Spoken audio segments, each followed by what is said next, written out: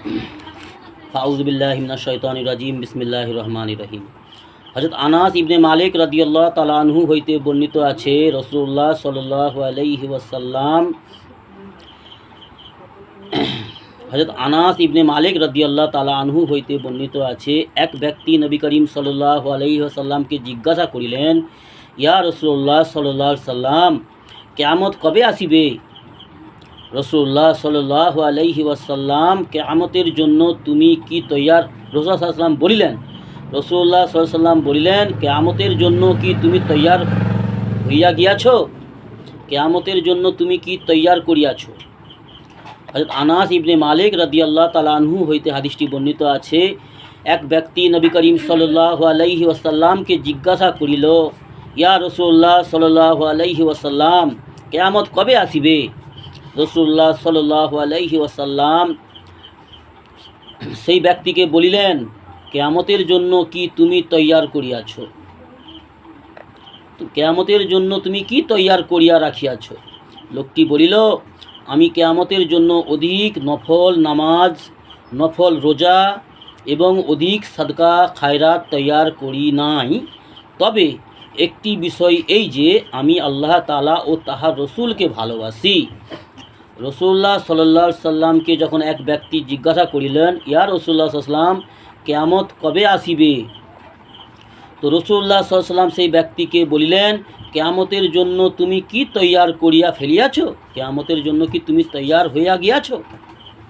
লোকটি বলিল, আমি কিয়ামতের জন্য অধিক নফল আদায় করি নাই, অধিক নামাজও পড়ি নাই, অধিক রোজাও রাখি নাই, অধিক সাদকা খায়রাতও করি নাই।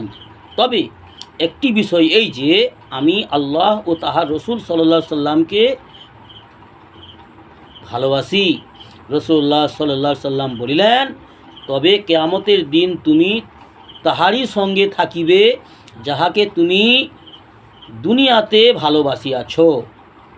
কিয়ামতের দিন তুমি সেই ব্যক্তির সঙ্গেই থাকিবে যাহাকে তুমি দুনিয়াতে অধিক পরিমাণে ভালোবাসো এবং যার অনুসরণ করো, যাকে তুমি ফলো করো, যেই ব্যক্তিকে তুমি অধিক পরিমাণে মহব্বত করো, সেই ব্যক্তির সঙ্গেই কিয়ামতে থাকার জায়গা পাবে, আখিরাতে থাকার জায়গা পাবে। অর্থাৎ আমাদেরকে এটাই বুঝাতে চাইছে, কিয়ামত তো অবশ্যই আসিবে, কিয়ামত তো অবশ্যই আসিবে। দুনিয়া একদিন ধ্বংস হয়ে যাবে, সেটা হচ্ছে কিয়ামতে কুবরা, একত্রিতভাবে আল্লাহ ধ্বংস করবে। কিন্তু কিয়ামতে সুবরা, যেটা ব্যক্তিগতভাবে আমি যদি কাল ইন্তেকাল হয়ে যায়, আমার জন্য কিয়ামত শুরু হয়ে গেল, আমার জন্য হিসাব কিতাব শুরু হয়ে গেল। আমি যাকে অনুসরণ করব, যাকে অত্যাধিক ভালোবাসবো, তার সঙ্গেই আমার হাসর হবে, অর্থাৎ তার সঙ্গেই আমি থাকার জায়গা সেখানে পাবো আখিরাতে। অর্থাৎ রাসূলুল্লাহ সাল্লাল্লাহু আলাইহি ওয়াসাল্লামকে যদি প্রকৃতপক্ষেই যদি অন্তর থেকে রাসূলুল্লাহ সাল্লাল্লাহু আলাইহি ওয়াসাল্লামকে ভালোবেসে থাকি, যদি তার ফলোয়ার হয়ে থাকি, যদি তার এতাতকারী হয়ে থাকি, যদি রাসূলুল্লাহ সাল্লাল্লাহু আলাইহি ওয়াসাল্লামের সুন্নত মোতাবেক জীবন আমার অতিবাহিত হয়ে থাকে, অবশ্যই তাহলে রাসূলুল্লাহ সাল্লাল্লাহু আলাইহি ওয়াসাল্লামের সঙ্গেই আমার হাসর হবে এবং তার পাশেই আমার থাকার জায়গা পাওয়া যাবে।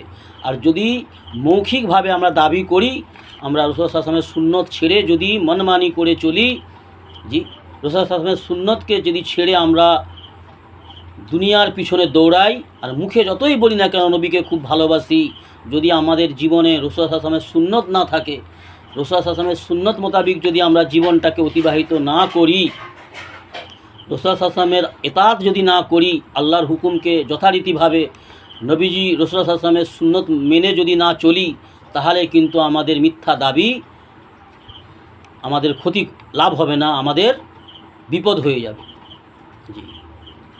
মুখে বলা আর কাজে বাস্তবায়ন করা অনেক পার্থক্য। মুখে বলতেও হবে, কাজেও বাস্তবায়ন করতে হবে। আর কাজে বাস্তবায়নও করতে হবে, মুখেও সেটা স্বীকার করতে হবে, অন্যের কাজ পর্যন্ত রাসূলুল্লাহ সাল্লাল্লাহু আলাইহি ওয়াসাল্লামের সুন্নতের দাওয়াত পৌঁছে দিতে হবে। এটাই হচ্ছে আমাদের কর্তব্য, এটাই শ্রেষ্ঠ নবীর শ্রেষ্ঠ উম্মতের দায়িত্ব। শ্রেষ্ঠ নবীর শ্রেষ্ঠ উম্মত, আখেরি নবীর আখেরি উম্মত আমরা হতে পেরেছি, বা আল্লাহ আমাদের উপর দয়া করে আমাদেরকে আখেরি নবীর আখেরি উম্মত শ্রেষ্ঠ নবীর শ্রেষ্ঠ উম্মত বানিয়ে দুনিয়ায় পাঠিয়েছে, আমাদেরকে একটা শ্রেষ্ঠ কাজ দিয়েছে, সেটা হচ্ছে হকের দাওয়াত পৌঁছে দেওয়া। কোনটা ঠিক, কোনটা ভুল, কোনটা আল্লাহর করার আদেশ আছে, কোনটা করার নিষেধ রয়েছে আল্লাহ পাকের, কোনটা আমার নবী সাল্লামের সুন্নত, কোন পথে আল্লাহর নবী খুশি হবে, কোন পথে আল্লাহর নবী অসন্তুষ্ট হবে, সেই পথগুলোকে নিজেও মেনে চলা এবং সেই পথ থেকে অন্যদেরকেও বাঁচানোর জন্য চেষ্টা করা, দাওয়াত দেওয়া, মানুষকে ভালো মন্দর কথাগুলো বলে দেওয়া, এটাই আমাদের জন্য কর্তব্য। আমাদের আল্লাহর হক রয়েছে আমাদের উপর। আমরা যেন আমাদেরকে তৌফিক দেয় আল্লাহ, যেন আমরা সঠিকভাবে আল্লাহর হুকুম নবীর সুন্নতগুলোকে পালন মেনে চলতে পারি এবং অন্যের কাজ পর্যন্ত হকের দাওয়াত পৌঁছে দিতে পারি। আল্লাহ আমাদের তৌফিক দান করুন। আল্লাহুম্মা আমিন।